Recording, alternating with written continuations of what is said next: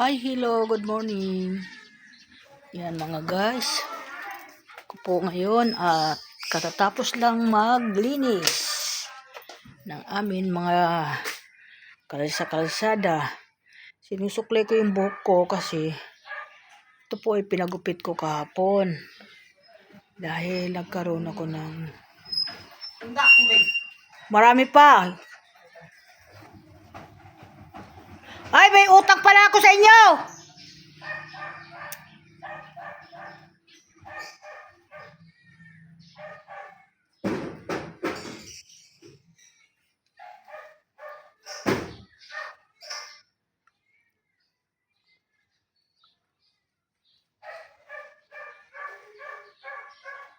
Kasi nasanay kasi yung buhok ko yung pag ganun ang suklay kasi pag nagmamadali ako kaya ganyan.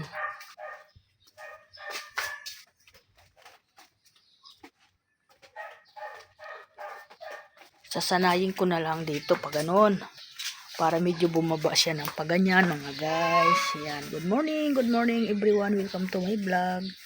Yan. Ang puti-puti na ng buhok ko. Hindi ko na naasikaso sa sarili ko.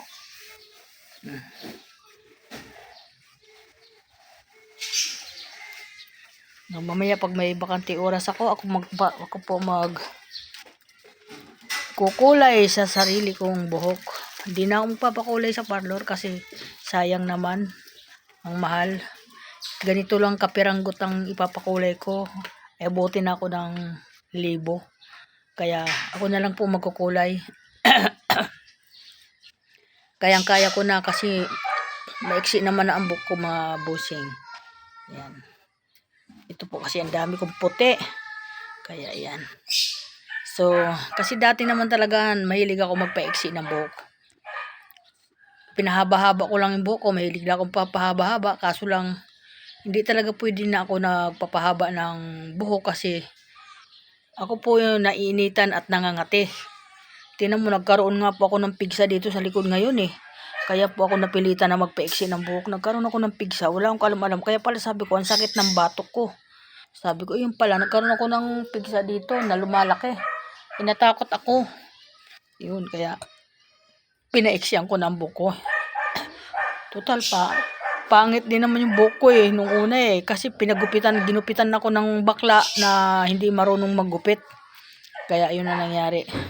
Bago lang gupit ko yun eh. Hello, good morning everyone sa lahat ng mga bossing. Good morning po sa lahat. Welcome to my vlog. Good morning sa inyo, sa lahat po ng nagsisiporta kay Nanay Linda. Good morning po, good morning. Ang asawa ko naman ay nandoon nag-aayos ang kanyang paninda sa labas. Ang aga-aga nagising ang anak ko kasi gusto magtinda. Sabi naman ng asawa ko, tinda ka ng tinda, hindi ka naman marunong magbenta. Yun yung sinabi, kaya hindi na siya kasi ayaw ng asawa ko kasi na ano siya dahil minsan pag sasakyan ang ginagamit yung gasolina nauubos yung gasolina pag malayo. Ganyan talaga pag sasakyan. Kapag tricycle kasi 150 lang maghapon na niya ginagamit yan. Mayroon pa siya kinabukasan na gagamitin mga guys. Ganun po kapag tricycle. Yan. Anayin ko buko pa ganyan.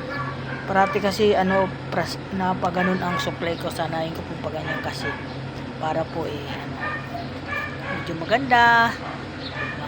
Kahit naman anong gawin mo, pag pangit tayo, hindi na magbabago.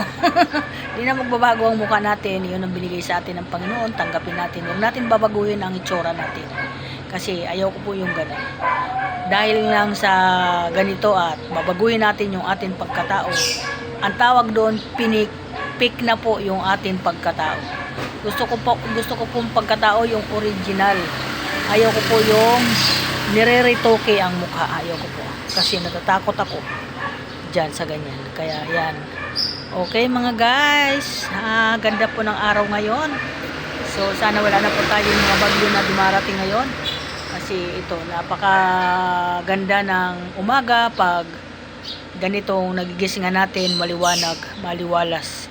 Lalo na pag nalilinis yung mga kalsada namin, ang ganda po maglakad sa kalsadang malinis. Hindi po nakaka-stress. Hindi kagaya nung kalsada namin na nakaraan, wala naglilinis. Ay nakakainit ng ulo. Kaya ako na po ang naglilinis lagi kasi wala naman po ako maasahan sa mga ganyang bagay. Kasi hindi naman po sila marunong maglinis sa mga harapan nila. Ako na lang po ang maglilinis. Okay lang po. Thank you. Bye-bye. Bye-bye po.